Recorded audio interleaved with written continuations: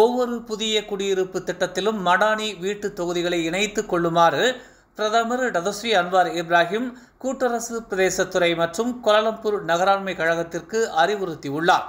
குறைந்த வருமானம் கொண்டவர்களும் வீட்டு உரிமையாளர்களாகும் வாய்ப்பை பெறுவதை உறுதி செய்யும் வகையில் புதிய வீட்டு மேம்பாடுகளுக்கான ஒப்புதலுக்கு இந்த தேவை முக்கியமானது என்று அன்வார் கூறினார். கட்டுமானத் துறையில் தொழிலாளர்களை பணியமர்த்தும் போது திறமையான உள்ளூர் தொழிலாளர்களுக்கு முன்னுரிமை அளிக்க வேண்டும் என்று துணை பிரதமர் டதஸ்ரீ டாக்டர் அமர் ஜாகிர் ஹமீடி வலியுறுத்தியுள்ளார். ஊரக மற்றும் வட்டார வளர்ச்சி அமைச்சராகவும் இருக்கும் அவர் கட்டுமானத்துறை வெளிநாட்டு தொழிலாளர்களை நம்பியே இருக்கும் பட்சத்தில் அரசுக்கு நீண்ட கால நஷ்டம் ஏற்படும் அபாயம் உள்ளது என்று அவர் கூறினார். வெளிநாட்டு பணியாளர்களை வேலைக்கு அமர்த்தினால் செலவு குறைவாக இருக்கலாம். ஆனால் நீண்ட காலத்திற்கு நாடு சுமக்கும் செலவு மற்றும் மொத்த உள்நாட்டு உற்பத்தி செலவு ஆகியவை நாட்டிற்கு தீங்கு விளைவிக்கும் என்று அவர் சுட்டிக்காட்டினார். ஸ்லாங்கூர் உலுலங்காட் மாவட்ட சுகாதார அலுவலகத்தில் மருத்துவ அதிகாரிகளுக்கான மகப்பேறு விடுப்பு 60 நாட்களில் இருந்து 98 நாட்களாக மாற்றி அமைக்கப்பட்டுள்ளது என்று சுகாதாரத்துறை அமைச்சர் டதஸ்ரீ டாக்டர் ஜுல்கிஃப்லி அமாட் தெரிவித்துள்ளார். அமைச்சு எதிர்கொள்ளும் மனிதவள சவால்களை ஏற்றுக்கொண்ட அவர் இந்த பிரச்சனை மக்களின் கவனத்தை பெறுவதற்கு முன்பே தீர்க்கப்பட்டு விட்டதாக கூறினார்.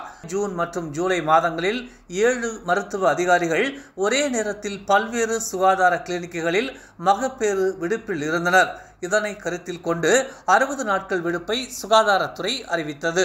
இருப்பினும் இந்த விவகாரம் தீர்க்கப்பட்டுள்ளது என்பதை தாம் வலியுறுத்த விரும்புவதாக அவர் குறிப்பிட்டுள்ளார்.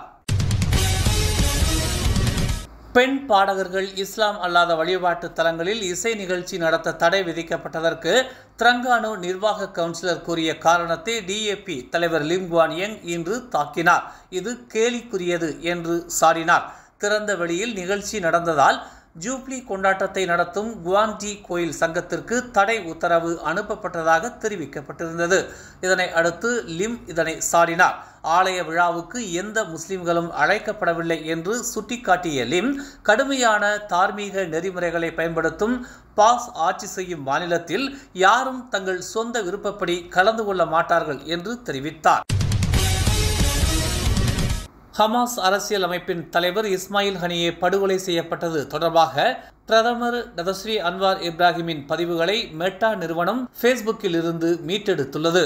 இந்த பிழைக்கு தாங்கள் மன்னிப்பு கேட்டுக்கொள்வதாகவும் மெட்டா செய்தி தொடர்பாளர் ராய்டர்ஸிடம் மின்னஞ்சல் மூலம் பதிலளித்துள்ளார். மலேசியாவில் பாதுகாப்பு தேவைப்படும் குழந்தைகளின் எண்ணிக்கை 18.77 விழுக்காடு அதிகரித்துள்ளது. 2022ஆம் ஆண்டில் 6770 வழக்குகளுடன் ஒப்பிடும் போது 2023ஆம் ஆண்டில் 8041 வழக்குகள் பதிவு செய்யப்பட்டுள்ளன. 2021ஆம் ஆண்டில் இதுபோன்ற 6144 வழக்குகள் இருப்பதாக மகளிர் குடும்பம் மற்றும் சமூக நல மேம்பாட்டுத்துறை அமைச்சு தெரிவித்துள்ளது. ஜூலை 2ஆம் தேதி முதல் ஜூலை 31ஆம் தேதி வரை நடத்தப்பட்ட விரிவான பாதுகாப்பு நடவடிக்கையின் ஒரு பகுதியாக சாலை போக்குவரத்து துறையான ஆர்டிடி நாடு முழுவதும் 19,000 விரைவு மற்றும் சுற்றுலா பேருந்துகளை ஆய்வு செய்துள்ளது. இந்த சோதனையில் 417 சுற்றுலா பேருந்துகள் மற்றும் 250 விரைவு பேருந்துகள் என 667 பேருந்துகள் மீது பல்வேறு குற்றங்களுக்காக நடவடிக்கை எடுக்கப்பட்டுள்ளதாக போக்குவரத்து துறை அமைச்சர் அந்தோனி லோக் தெரிவித்துள்ளார். ஜலான் தெலுக்கியந்தான் பீடோர் சாலையின் 24வது கிலோமீட்டரில் நேற்று இரவு கார் ஒன்று தீப்பிடித்து எரிந்ததில் அதில் இருந்த ஓட்டுநர் பலியானார். இந்நிலையில் தற்போது அந்த ஓட்டுநர் அடையாளம் காணப்பட்டுள்ளதாக தெரிவிக்கப்பட்டுள்ளது. பலியான நபர் தெலுக்கியந்தானில் வசித்து வந்த முகிலன் என அடையாளம் காணப்பட்டுள்ளதாக ஹிலிர்பெரா மாவட்ட காவல்துறை தலைவர் உதவி ஆணையர் அமாட் அட்னான் பஸ்ரி தெரிவித்தார். இறந்தவரின் தந்தை இன்று காலை 10 மணி அளவில் சடலத்தை அடையாளம் கண்டு அது தனது 28 வயது மகன் என்பதை உறுதிப்படுத்தினார். நம் சமுதாயத்தின் உரிமை குரலாய் உண்மையின் வாசமாய் மக்களுக்காக நாளும் மலர்கிறது தமிழ் மலர் நாளிதழ். சமரசம் இன்றி சத்தியத்தின் பாதையில் வெற்றி நடைபோடும் தமிழ் மலரின் இன்னொரு புதிய அத்தியாயமாய் தமிழ் மலர் செயலி இப்போது அறிமுகமாகவிருக்கிறது உங்களுக்காக. மலேசியாவின் ஆக சிறந்த தமிழ் ஊடகமாய் உள்ளூர் தகவல்களை உடனுக்குடன் தெரிந்து கொள்ள மலர்கிறது தமிழ் மலர் செயலி. விரைவில் எதிர்பாருங்கள்.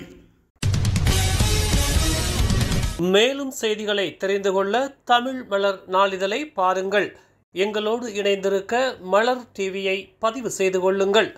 உறவுகள் மகிழ்ந்திட விருப்பம் மற்றும் பகிர்வு சேவையை சொடுக்கிடுங்கள்.